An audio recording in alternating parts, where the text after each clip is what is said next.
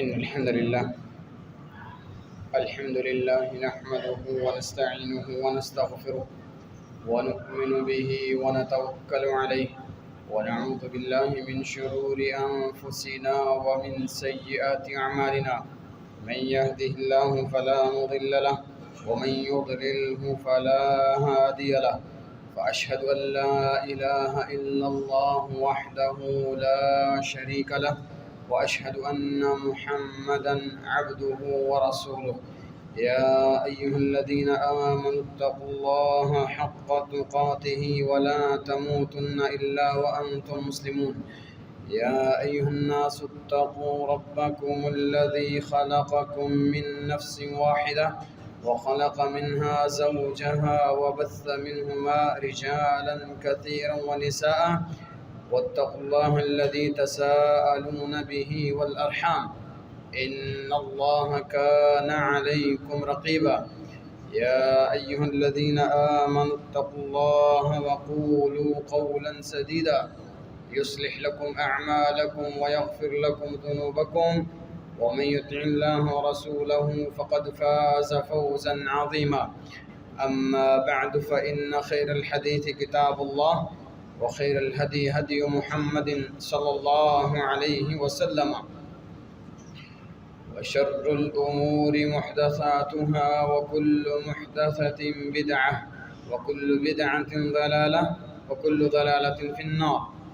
إن الله وملائكته يصلون على النبي يا أيها الذين آمنوا صلوا عليه وسلموا تسليما. اللهم صل على محمد وعلى آل محمد كما صليت على إبراهيم وعلى آل إبراهيم إنك حميد مجيد. اللهم بارك على محمد وعلى آل محمد كما باركت على إبراهيم وعلى آل إبراهيم إنك حميد مجيد. رب اشرح لي صدري ويسر لي أمري واحلل عقدة من لساني يفقه قولي. رب زدني علما رب زدني علما رب زدني علما رب زدنا فهما. اللهم انفعنا بما علمتنا وعلمنا ما ينفعنا وزدنا علما. أعوذ بالله السميع العليم من الشيطان الرجيم من همزه ونفخه ونفسه. بسم الله الرحمن الرحيم. يا أيها الناس اتقوا ربكم الذي خلقكم من نفس واحدة وخلق منها زوجها وبث منهما رجالا كثيرا ونساء واتقوا الله الذي تساءلون به والأرحام إن الله كان عليكم رقيبا. سبحان ربك رب العزة عما يصفون وسلام على المرسلين والحمد لله رب العالمين.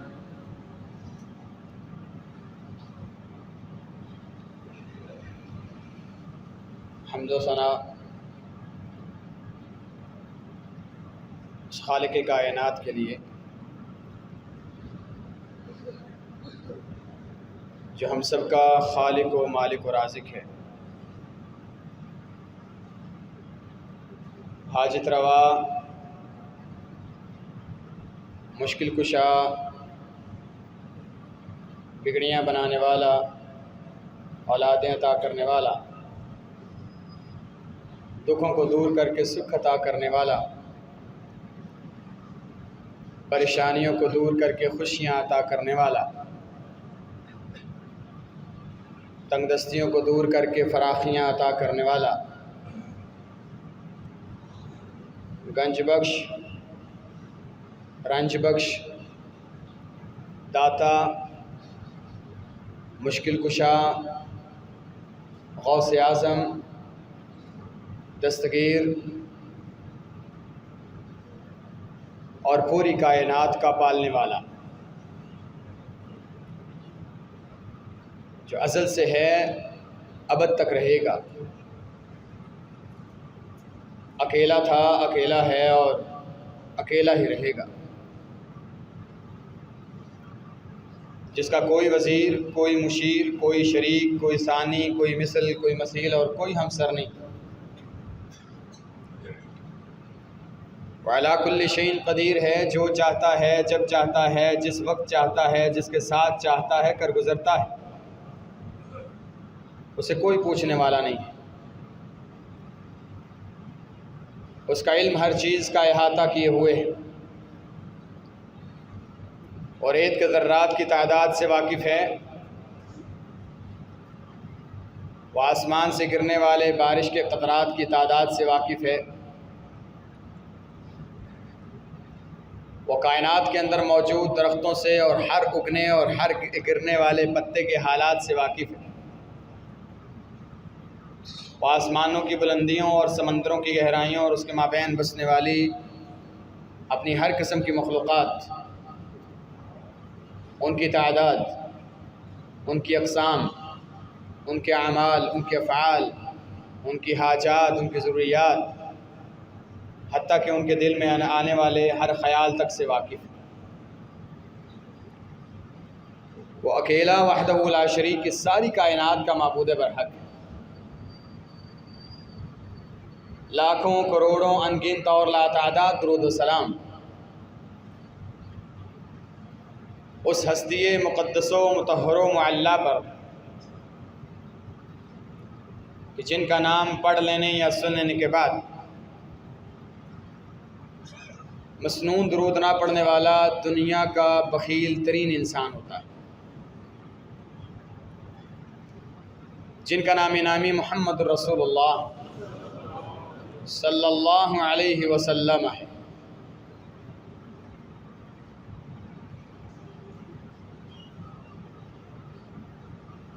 سامعین محترم،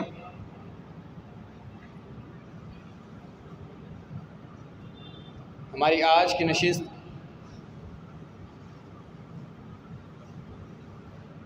ہمارے تسلسل کی ایک کڑی بھی ہے اور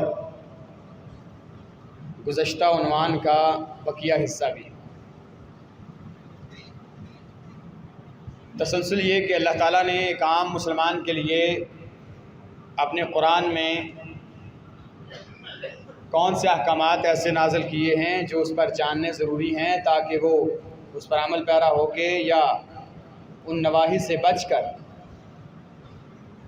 دنیا اور آخرت میں کامیاب ہو سکے۔ اسی حوالے سے سورہ نساء میں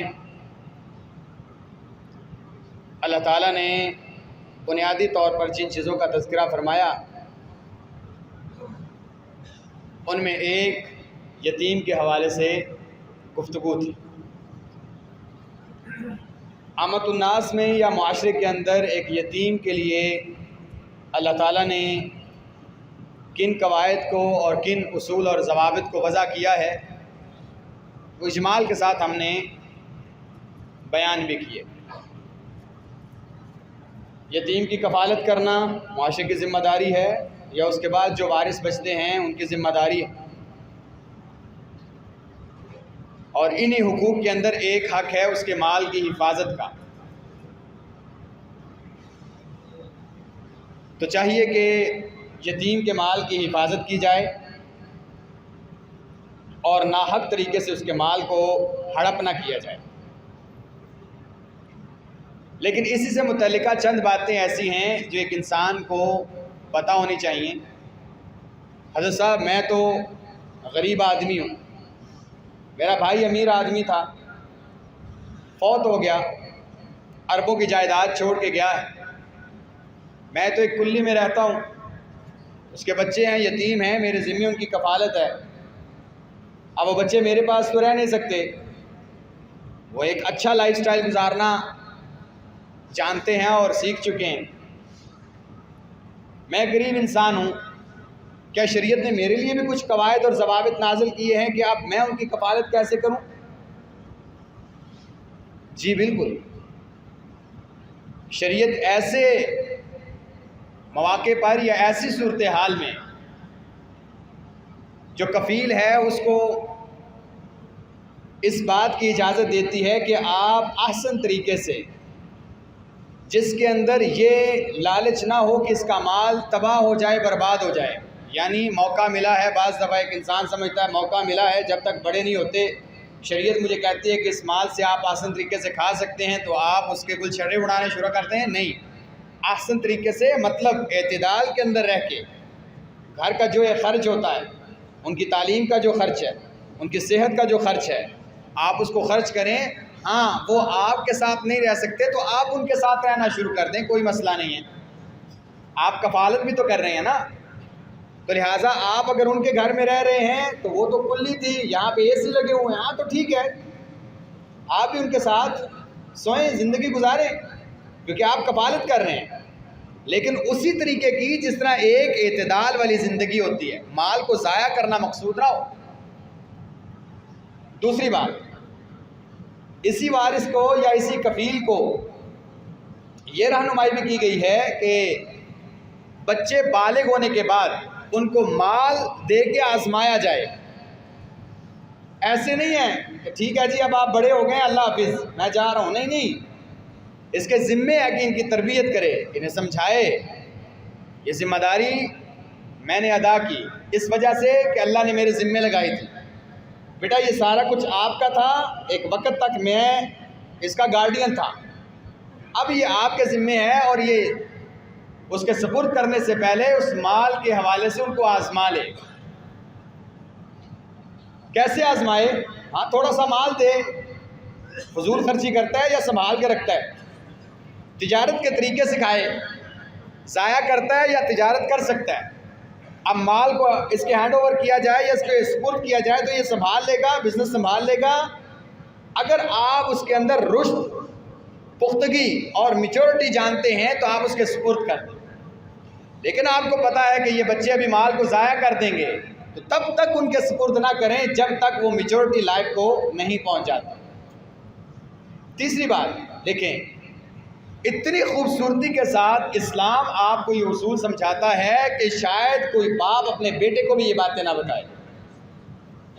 معاشرے کے اندر کوئی اتنی خوبصورتی سے رہنمائی نہیں کرتا جتنی اللہ تعالیٰ قرآن میں اپنے بندے کی رہنمائی کرتا ہے. اللہ فرماتے ہیں تیسری بات، مال سپرد کرنا ہے. دیکھو بھائی، سفید کپڑے کے اوپر داغ بڑی جلدی نظر آتا ہے. تم ٹھہرے مڈل کلاس لوگوں کی زبانیں بند کرنے سے تم رہے، کپڑے پہ داغ لگ گیا نا حضرت صاحب، ساری زندگی لوگ تو کریں گے. ایک تو نے ذمہ داری ادا کی میرے کہنے پر، مجھ سے ڈرتے ہوئے ایک یتیم کی کفالت کی، اس کے مال کی حفاظت کی، تو میں اللہ نہیں چاہتا کہ تیری عزت مجروح ہو. اب مال اس کے سپرد کرنے لگے ہو تو کچھ گواہ بھی بنا لینا، ریٹن فارم میں لکھ کے ان کے دستخط لے کے کہ میں نے یہ مال پوری ذمہ داری کے ساتھ ان کے سپرد کیا ہے، اس بات پر فلاں فلاں بندہ گواہ ہے، تاکہ کل کو کوئی بندہ اگر زبان کھولے تو آپ کی عزت مجروح نہ ہو. کتنا خوبصورت اصول.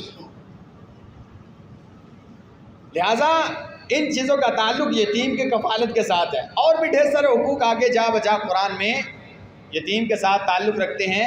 جیسے ایک انسان جب وراثت کو تقسیم کر رہا ہو تو وہاں پہ کوئی یتیم آ جائے تو وراثت کے جو مال ہے بچا ہوا کچھ نہ کچھ اس کو بھی دے دے. یتیم بچہ ہے بیچارہ، باپ نہیں ہے اس کا، کچھ نہ کچھ اس کو دے دیں. لہٰذا یہ سارے رعایت کے حقوق ہیں جو اللہ تعالیٰ نے یتیم کے رکھے. دوسری بات جس کا تعلق ہمارے عنوان کے ساتھ ہے آج، حالانکہ وہ اسی تسلسل کا حصہ بھی، وہ بات یہ ہے کہ اللہ تعالیٰ نے اس سورت کا نام سورہ نساء رکھا ہے. اور میں پہلے عرض کر چکا ہوں کہ سورہ نساء اس لیے رکھا ہے کہ اس کے اندر اکثر و بیشتر احکامات عورتوں سے متعلقہ ہیں. اب عورتوں سے متعلقہ کون سے احکامات ہیں جو سورہ نساء میں ہیں؟ اور یاد رکھیں یہ سورت جس کے اندر اللہ تعالیٰ نے بہت سارے مسائل اور بلکہ 70% مسائل عورتوں کے بارے میں ذکر کیے ہیں، یہ سورہ بقرہ کے بعد قرآن کی سب سے بڑی سورت ہے. یہ اس بات کی طرف بھی اشارہ ہے کہ عورتوں کے حقوق کا معاملہ اتنا تساہل والا نہیں ہے جتنا ہمارے معاشرے میں سمجھا گیا. مرد کے ذمہ ڈھیر ساری ذمہ داریاں ہیں، اور بیسیکلی مرد ہی ایک عورت کو معاشرے کے اندر جینے کے قابل بناتا ہے. اور کئی جگہ پر وہ اپنی بزدلی کو چھپانے کے لیے عورت کے حقوق کا سہارا لے لیتا ہے، وہ جی عورت ایسی ہے جی، مانتے نہیں، وہ اپنی بزدلی چھپاتا ہے، کیونکہ الرجال قوامون علی النساء۔ لہٰذا ایک مرد کو پتہ ہونا چاہیے کہ اس کے ذمے عورت کے کیا حقوق ہیں، تاکہ معاشرے کے اندر عورت کو بھی پتہ ہو کہ اللہ تعالیٰ نے مجھے کیا حق دیے ہیں، اور وہ پراؤڈ فیل کرے اور فخر محسوس کرے کہ اللہ تعالیٰ نے مجھے اسلام کی دولت سے مالا مال کیا ہے، اور الحمدللہ میں کائنات کے سب سے پاکیزہ ترین مذہب اور پاکیزہ ترین دین کی ماننے والی۔ لیکن افسوس کی بات یہ ہے ہمارے معاشرے کے اندر بچیوں کو یہ باتیں بتائی ہی نہیں جاتی۔ ہمارے معاشرے کے اندر دینی تعلیم کا رجحان صرف اور صرف اتنا ہے کہ کلمہ پڑھیں، آپ مسلمان ہیں، بس اس کے بعد اپنی مرضی کی زندگی گزاری۔ ایسا نہیں تھا۔ آپ دین کو جتنا جانیں گے، آپ بحیثیت بیٹا، بحیثیت بیٹی، بحیثیت باپ، بحیثیت دوست، ایک ذمہ دار، ایک استاد، ایک حکمران، کسی بھی لیول پہ، کسی بھی عہدے پر، کسی بھی عمر میں اگر آپ ہیں تو آپ کو محسوس ہوگا کہ شریعت نے آپ کے لیے کتنے خوبصورت اصول وضع کیے تاکہ آپ اس جگہ پر دنیا اور آخرت میں کامیاب ہو سکیں۔ سورہ نساء کے اندر جو اللہ تعالیٰ نے چند ایک حقوق کی طرف اشارہ کیا ہے، اجمالی طور پر میں ان کی طرف اشارہ کرتا ہوں۔ سب سے پہلا حق عزت، شرف، مقام۔ اللہ تعالیٰ نے عورت اور مرد کو اکٹھا ذکر کیا، یا ایھا الناس اتقوا ربکم الذی خلقکم من نفس واحدہ، ایک جان سے پیدا کیا تمہیں، سب آدم کی اولاد ہو۔ جہاں شریعت فرق کرے گی وہاں فرق ہے، جہاں شریعت یہ بات کرے گی کہ بحیثیت انسان اگر تجھے تکلیف ہوتی ہے تو عورت کو بھی تکلیف ہوتی ہے، جذبات تیرے ہیں تو عورت کے بھی جذبات ہیں، تجھے خوشی چاہیے تو عورت کو بھی خوشی چاہیے، کامیابی اگر دنیا اور آخرت کی تجھے چاہیے تو عورت کو بھی چاہیے۔ لہٰذا اسلام نے دونوں کا معاملہ سامنے رکھا، دونوں کے لیے اصول وضع کیے اور دونوں کو کامیابی کے راستے بھی بتائے۔ کیوں؟ اللہ فرماتے ہیں کیونکہ دونوں ہی آدم کی اولاد ہو۔ ایسا تو نہیں ہے کہ وہ کوئی اور مخلوق ہے اور تم ایسے ہو کہ جن کے لیے سارے کا سارا دین نازل کیا گیا اور دنیا اور آخرت کی ساری کامیابیاں آپ کے لیے۔ نہیں، معاشرے کی ایک اہم اکائی ہے عورت، اس کے بغیر معاشرے جنم ہی نہیں لے سکتے، اس کے بغیر معاشرے کے اندر رہنا ہی ناممکن ہے۔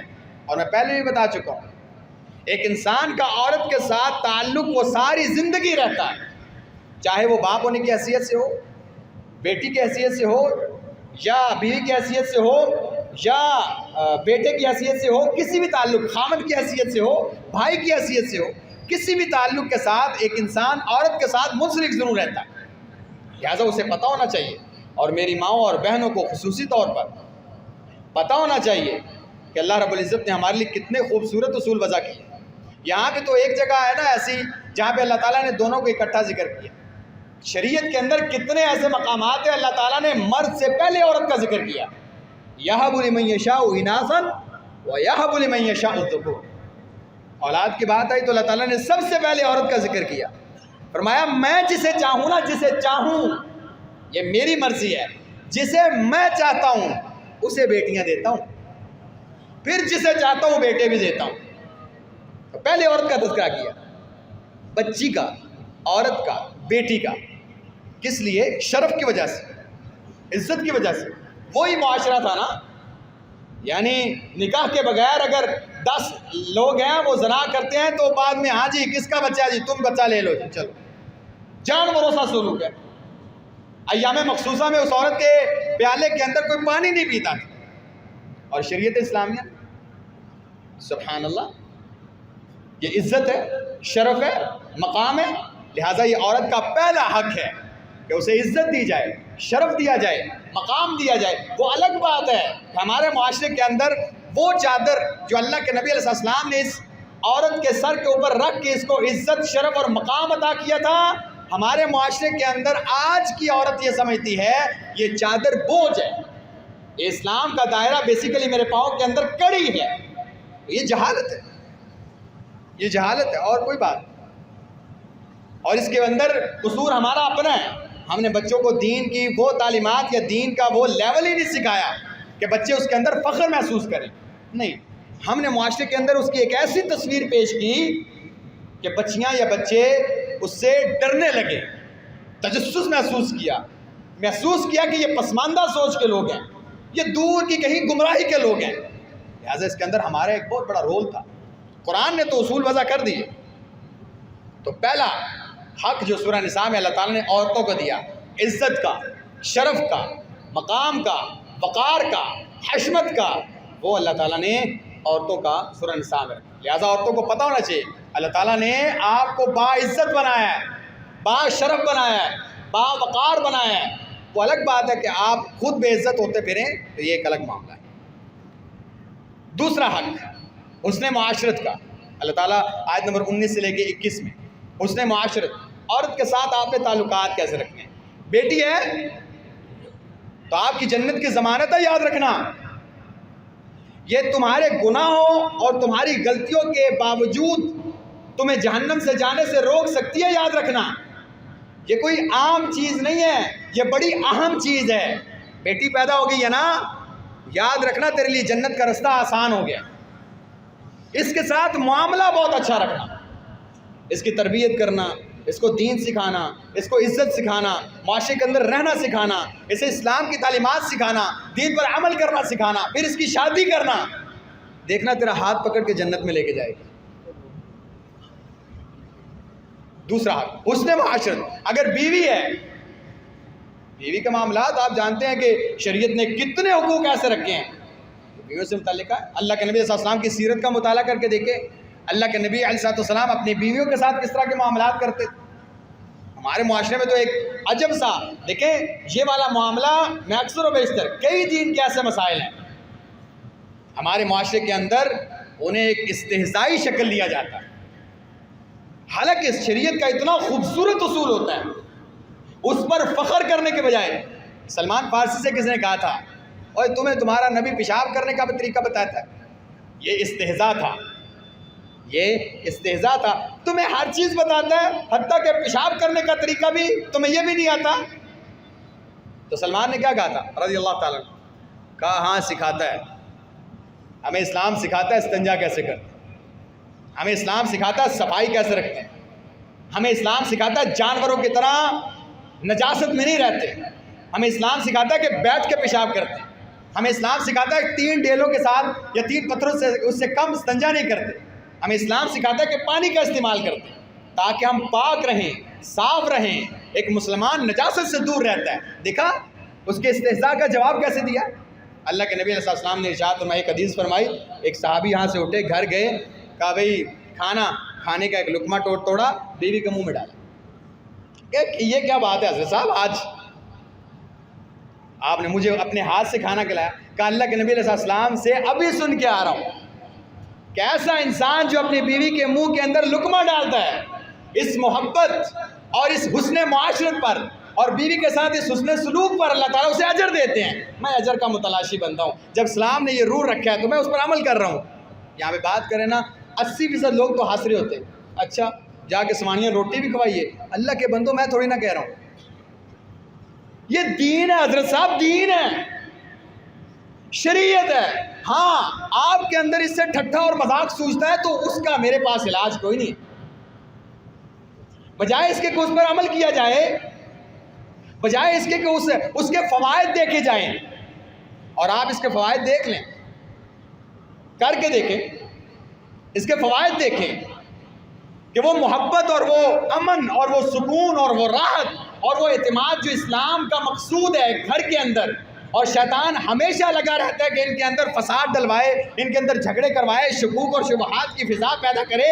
اس ساری فضا سے بچنے کا طریقہ صرف اور صرف بیوی کے منہ کے اندر لقمہ ڈال، کر کے تو دیکھیں۔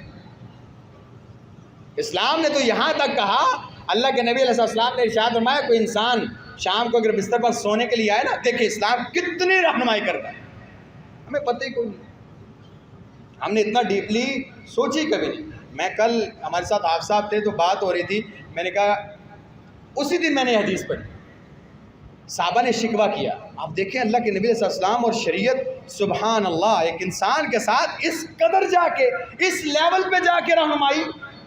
صحابہ کہتے ہیں یا رسول اللہ سفر بڑے لمبے ہوتے ہیں، چل چل کے تھک جاتے ہیں، تو کوئی طریقہ بتائیں. اب اللہ کے نبی علیہ السلام سے پوچھ رہے ہیں. دیکھیں صحابہ کا پوچھنے کا بھی انداز, یا رسول اللہ چلتے ہیں تو تھک جاتے ہیں, اب کوئی نہ کوئی تو حل ہوگا, اللہ کے نبی کوئی نہ کوئی بات تو بتائیں گے.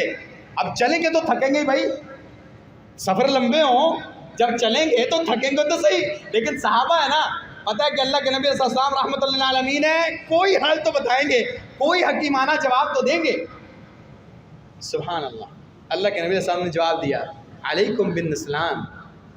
صحابہ چلتے ہو, تھک جاتے ہو, اس کے اندر ایک وجہ یہ ہو سکتی ہے کہ تم آہستہ آہستہ چلتے. پتہ کیا کیا کرو, چھوٹے چھوٹے قدموں سے تیز تیز چلا کرو. صحابہ کہتے ہیں اس دن سے, جس دن سے ہم نے یہ حدیث سنی, جتنا بھی لمبا سفر ہوتا, ہم اللہ کے نبی کی اس بات پر عمل کرتے کہ چھوٹے چھوٹے قدموں سے تیز تیز چلتے. آہستہ آہستہ چلنے سے ہم تھک جایا کرتے تھے, اس طرح سفر بھی نپٹنے لگا, ہمیں تھکاوٹ بھی نہیں ہوتی. تیز تیز چلا کرو, اس سے ایکٹیو رہتے ہیں. اب پھر آج کی میڈیکل سائنس اگر اس کے اوپر تحقیق کرے تو پھر وہ ثابت کرے گی ہاں اس سے ایک انسان کا خون گردش میں رہتا ہے, اس کے مسلز ایکٹیو ہو جاتے ہیں, لہٰذا فلاں فلاں فلاں فلاں, تو وہ ثابت کرے گی کہ ہاں اس طرح انسان کے اندر تھکاوٹ کا لیول کم ہو جاتا ہے. اس قدر رہنمائی. اور یہی بات ہے, اللہ کے نبی علیہ السلام نے کہا کوئی بندہ تمہارے پاس رات کو اگر جائے, بیوی نے بستر کیا ہوا ہے تو بستر دیکھے اس کے اوپر کوئی تنکا وغیرہ پڑا ہے, اٹھا دے. اور اللہ کے نبی علیہ السلام نے رہنمائی کی. لڑائی کرنے کی ضرورت نہیں ہے حضرت صاحب, باہر سے تھکے ہوئے آئے ہیں, جو گھر پہ تھی وہ بھی تھکی ہوئی ہے, سارے دن سے تیرے بچے دیکھ رہی ہے, سارے دن سے تیرے کپڑے دھو رہی ہے, استری بھی کر کے لٹکا دیے ہیں, تیرے آنے سے پہلے کھانا بھی تیار ہو گیا تھا, ایک بچہ اس نے اٹھایا ہوا تھا, دوسرا ساتھ مستیاں کر رہا تھا, ساتھ وہ ہانڈی بھی بنا رہی تھی, وہ بھی تھکی ہوئی ہے. آپ تھک کے نہیں آئے. اگر بستر کے اوپر کوئی تنکا پڑا ہوا ہے تو اٹھا دو, یہ شیطان کا کام ہے, وہ چاہتا ہے کہ تمہارے اندر لڑائی پیدا ہو. بیوی نے بستر ٹھیک کیا ہے, لہذا پریشانی کی بات, کسی باپ نے بھی اپنے بیٹے یا بیٹی کو یہ باتیں نہیں سمجھائی ہوں, بٹھا کے پتر رانج کر کے زندگی گزاری دی. لیکن اللہ کے نبی صلی اللہ علیہ وسلم نے امت کو سکھائی, اس نے معاشرے اچھے طریقے کے ساتھ ان کے ساتھ. سب سے پہلا حق تمہاری ماں کا ہے, پھر تمہاری ماں کا ہے, پھر تمہاری ماں کا ہے, پھر تمہارے باپ کا ہے. وہ اگر خالہ کی شکل میں ہے تو ماں اگر نہیں ہے, اور ماں کے ساتھ اس نے سلوک کا ثواب لینا چاہتے ہو, خالہ کے ساتھ وہی معاملات کرو, اس کے ساتھ, اس کے لیے تحفے لے جایا کرو, اس کو کپڑے لے کے دیا کرو, اس کے ساتھ بیٹھ کے دکھ سکھ کیا کرو, اس کے سامنے مسکرا کے بات کیا کرو, اللہ تعالیٰ وہی ثواب دے گا. کیا اس نے معاشرت, بیٹی ہے, بہن ہے, اس کی عزت کی حفاظت, اس کے دین کی حفاظت, یہ سارا حسن معاشرت, یہ اللہ تعالیٰ نے سورہ نساء میں. کون پڑھے گا, کون پڑھائے گا, کون بچیوں کو دکھائے گا, ادھر آؤ بیٹا, یہ اللہ نے میرا بچہ تیرے لیے نازل کیا, یہ دیکھ.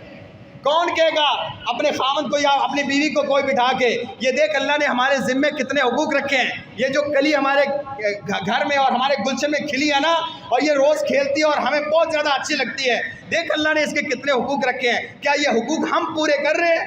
یہ کل بچی اگر ہمارے گریبان کو پکڑ کے کہے اللہ ان سے پوچھ, سورہ نساء مجھے تو انہوں نے سکھانی تھی, ان کو خود ہی نہیں پتا تھی, تو نے تو پوری کی پوری صورت نازل کر دی ہمارے حقوق کے بارے میں. نہ مجھے پتا تھا کہ بیٹی کیسی ہوتی ہے, نہ مجھے پتا تھا بیوی کیسی ہوتی ہے, انہوں نے کبھی مجھے نہیں سکھایا فاطمہ کیسی تھی رضی اللہ تعالیٰ, انہوں نے مجھے آج تک نہیں بتایا کہ عائشہ کیسی تھی, انہوں نے مجھے نہیں بتایا صحابیات کی زندگیاں کیسے ہوا کرتی تھی. صحابیات کے دور میں پتہ کیا کرتی تھی, گھر سے نکلتے, تربیت ہے نا, وہ دور ایسا تھا, نبوت کی ابھی برکات باقی تھی, اس کی خوشبو بڑی دیر تک رہی, 300 سال تک اس کی برکات نہیں. تو اس وقت کیا کہتی تھی عورتیں, مرد گھر سے نکلتے تو پیچھے سے کہتے خیر نال جاؤ, ایک بات یاد رکھیں, ہم بھوک پہ گزارا کر لیں گی, پیاز کے ساتھ خشک روٹی کھا لیں گی, فاقہ بھی کر لیں گی, کام نہ ملا کوئی مسئلہ نہیں, آ جانا, خندہ پچھانی کے ساتھ ملاقات کریں گے, گزارا کریں گے, آپ کے ساتھ تعلق ہے ہمارا, آپ کے ساتھ معاون بن کے کھڑے رہیں گے. لیکن حضرت صاحب حرام کھانے کے بعد جہنم کی آگ پہ صبر نہیں ہوتا ہم سے, لہذا حرام نہ کما کے آنا, حلال ملا تو کما لانا, نہ ملا تو ویسے آ جانا. یہ عورتیں کہاں سے پیدا ہوں گی, کون کس کی گود سے یہ عورتیں جنم لیں گی؟ وہ تابعیات تھی, صحابیات تھی.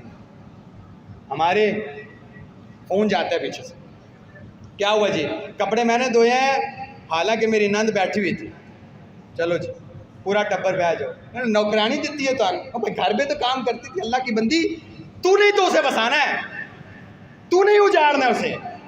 گود سے یہ تربیت ملنی چاہیے تھی کہ یہ بات وہ فون پہ تیرے ساتھ کرتی نہ، اگر کی ہے تو ابھی تو تربیت کر، تو نے تو دنیا دیکھی ہوئی ہے. نہیں، شے دیتے ہیں، گھر اجاڑنے کی پوری کوشش کرتے ہیں، اگلے کے گلے میں ہاتھ ڈال کے اس کی زبان کو کھینچ دیتے ہیں، خبردار ہماری بچی ہے تو نے ایسا نہیں. بچی کو تربیت دے دے. کون سکھائے گا سورہ نساء؟ کون بتائے گا؟ کہاں سے آئیں گی باتیں؟ کہاں سے ہاں کیا ہے جی ہماری بچی نے BSc کیا ہوا ہے، اس کے بعد فلانا کورس کیا ہوا ہے، اس کے بعد فلاں کیا ہوا ہے، کرتی کیا ہے؟ سارا دن یہی کرتی. تو دین، شریعت، وہ ضابطے، وہ اصول، وہ عقیدہ، وہ اس کی خیر. بہرحال اسلام کے لیے، اسلام کے اندر مرد کے ذمہ جو حقوق لگے ہیں، اللہ کے نبی صلی اللہ علیہ وسلم نے فرمایا عورت ٹیڑھی پسلی سے پیدا کی گئی ہے. کیا مطلب؟ کیا مطلب؟ ٹیڑھی کے ساتھ ٹیڑھا نہیں ہو جانا. شریعت نے کہا گزارا کرنا، ایک تو گزارا کرنا ٹیڑھی پسلی کے ساتھ، نمبر 2 توڑنا نہیں ہے سیدھا کرنے کے لیے. کس کے حقوق ہے؟ عورت کے. یعنی اللہ تعالیٰ نے اس کی طبیعت میں رکھا ہے وہ نخریلی ہوتی ہے، طبیعت میں رکھا ہے جلد باز ہوتی ہے، اس کی طبیعت ایسی ہے، اس کی فطرت ایسی ہے، وہ پیدا ہی ایسی ہوئی ہے. پھر مرد کو کہا تو مرد ہے، مرد بننا، عورت کو سنبھالنا تیرے لیے مشکل کام نہیں ہے، بس تیرے اندر مردانگی اور حیا ہونی چاہیے. ہاں وہ کہاں سے الرجال قوامون علی النساء؟ کب؟ وہ صرف مرد نہیں، خامد نہیں، پہلے باپ اسے کہا تو قوام ہے، اس عورت کی پرورش کا. بھائی کو کہا تو قوام ہے، بہن کا خیال رکھ. اس کے بعد اس طرح کی بچی آگے دو کہ آگے مرد کے لیے مشکلات نہ ہو. اب وہ قوام ہے تاکہ اس کا بھی دیکھ بھال کرے اور اس کی آگے بچیاں ہوں تو ان کو بھی دیکھے. یہ نہیں ہے کہ مرد مرد ہے اور بس ٹھیک ہے، ایسا نہیں. یہ عورت کے حقوق ہیں. اس کے بعد اگلا حق عورت کا اللہ تعالیٰ نے جو رکھا ہے وہ ہے مہر کا. اللہ تعالیٰ نے فرمایا کہ عورتوں کو ان کا حق ادا کرو. ان کے اندر ایک تو ہے مہر، اور اگر ایک سے زیادہ شادیاں کی ہوئی ہیں تو ان کے اندر عدل. یہ 2 چیزیں کا اللہ تعالیٰ نے سورہ نساء میں ذکر. اور مہر کے حوالے سے ہمارے معاشرے کے اندر ایک عام سا رواج اور عجیب سا رواج پایا جاتا ہے. اللہ فرماتے ہیں وَإِنْ أَرَدْتُمُ اسْتِبْدَالَ زَوْجٍ مَكَانَ زَوْجٍ وَآتَيْتُمْ إِحْدَاهُنَّ قِنْطَارًا. قنطار کہتے ہیں کہ بہت بڑا خزانہ، درم و دینار، بڑا صندوق تھا. آپ نے کہا یہ حق مہر دیتا ہوں. ہمارے معاشرے میں 1.5 لاکھ روپے کا کنجر خانہ جو وہاں پہ بینڈ باجے بجا رہے ہیں. اچھا جو مارکی کو ڈیزائن کیا گیا ہے 1.5 سے 2 لاکھ اس کی تزئین و آرائش بھی ہے. استقبال کے لیے جو کھڑے کیے گئے اور اوپر سے پھول برسانے کے لیے اس کا کرایہ الگ سے ہے. گھر میں جو کچھ کیا گیا وہ الگ. یہ سارے کا سارا ایسٹیمیٹ جو ہے شادی کی تقریب کا یہ 8 سے 10 سے 15 لاکھ ہے. نکاح کے وقت حضرت صاحب حق مہر کیا ہے؟ دیکھ لیں جی شرعی حق مہر کتنا ہوتا ہے جی؟ لکھ دے 5000. اچھا اس عورت کی قیمت تیرے نزدیک 5000 ہے جس کو 20 سال سے اس کا باپ آج تک نہیں آنے دیتا، اس کی حال تک برداشت نہیں کرتا، اس کے منہ میں زبان سے ابھی لفظ نکلتا نہیں اور پورا کر دیتا ہے. تیرے نزدیک اس عورت کے حلال ہونے کی قیمت صرف 5000 ہے. اس عورت سے زیادہ مقام تیرے نزدیک اس کنجر خانے کا ہے جو 2 لاکھ میں تو نے ہائر کیا ہوا ہے. اس وقت شریعت یاد آ جاتی ہے. شریعت کہتی ہے تیرے پاس ہے، حیثیت ہے تو بے شک تیرے پاس خزانے ہیں تو خزانے اس کے نام لگا. اور کیا یہ حق مہر میں پتہ چلے تیری حیثیت کا. 5000 لکھتے ہیں کہ 10,000 کر دیں جی، 15,000 کر دیں. کمال ہے. شرعی میزان کو جب تولتے ہیں تو ان کو پتہ نہیں کیا ہی ہونے لگتا.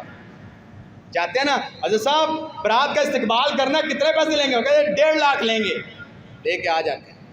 مول صاحب نکاح بنانا کتنے لیتے ہیں؟ مول صاحب اور حاکم سارا ملا کے 5,000 دے، آدھے روٹی کھا کے جائے. اچھا اس کنجر کی قیمت تیرے نزدیک مولوی سے زیادہ ہے تو آپ اپنے لیول کو دیکھ لیں کہ آپ کس میزان میں کس کو تولتے ہیں.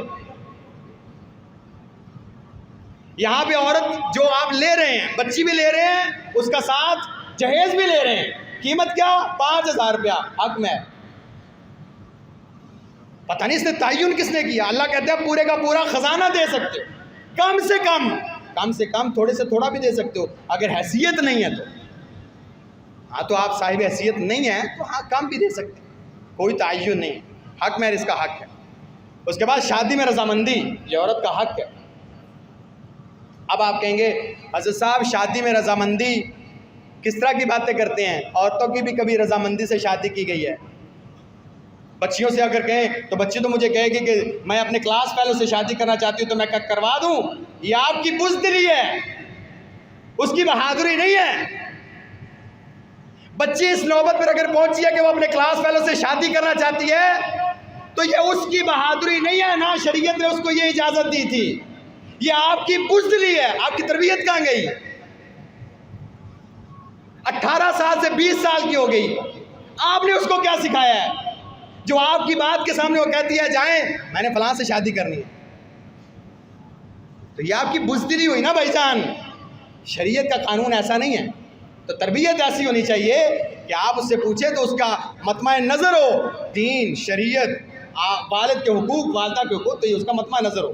تو یہ عورت کا حق ہے کہ اس سے پوچھا جائے, اس کی رضامندی کے بغیر نکاح نہ کیا جائے. اللہ کے نبی صلی اللہ علیہ وسلم کے پاس یہ کیس آیا تھا اور اللہ کے نبی صلی اللہ علیہ وسلم نے اس کے بارے میں کیا فیصلہ کیا تھا یہ ہم انشاءاللہ اگلی چیز میں ذکر کریں گے. اقول قولی ھذا واستغفر لی ولکم ولسائر المسلمین من کل ذنب فاستغفروہ انہ غفور رحیم.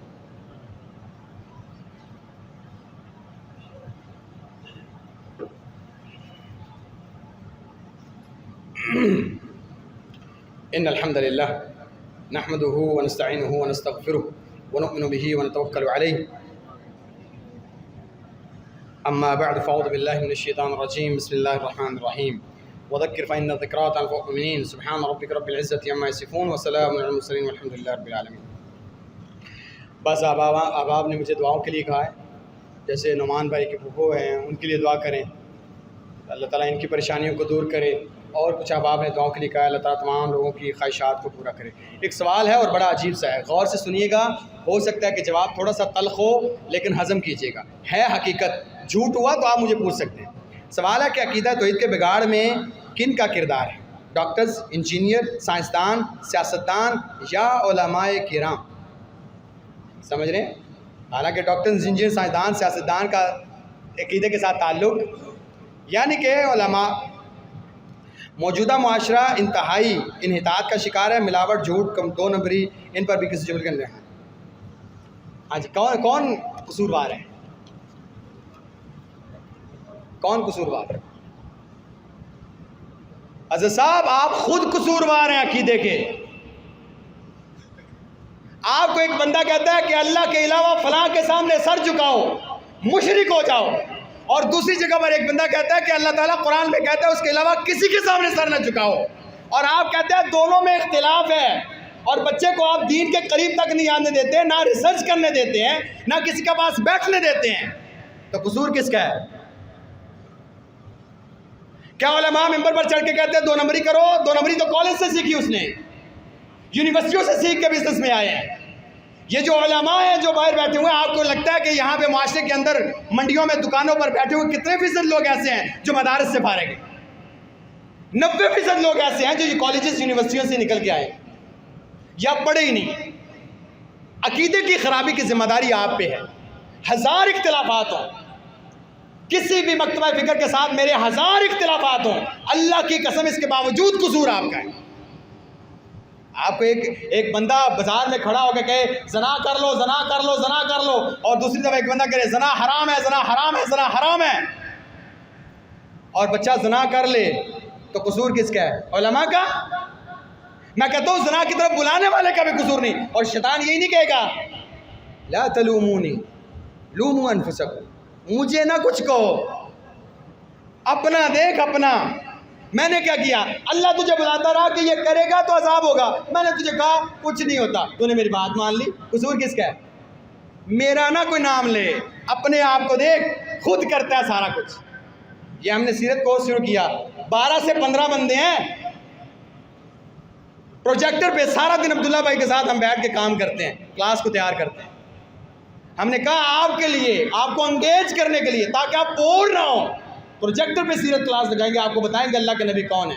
15 बंदे हैं, 500 से 1500 के मजमे से 15 बंदे सीरत क्लास में आए। उलमा का कसूर है अकीदे में? उलमा अकीदा नहीं बताते, उलमा सीरत से दूर रखते हैं। अपनी बुज़दिली न छुपाएं, अपनी जहालत न छुपाएं। आप जिम्मेदार हैं, अपने बच्चों के अकीदे के बारे में सिखाएं। अकाडमियाँ बाकी रखी हुई हैं तो दीन के बारे में भी रखें, बिठाएं उनको, वक़्त निकालें। पूछें जी वो टाइम क्लोजिंग का होता है, काशिफ साहब नहीं आ सकते, हाँ तो ठीक है करें क्लोजिंग, लेकिन कल को आपके बच्चे आपसे पूछें अल्लाह के नबी के दादा का नाम क्या था, कहना काशिफ साहब का कसूर है, उलमा ने बताया ही नहीं।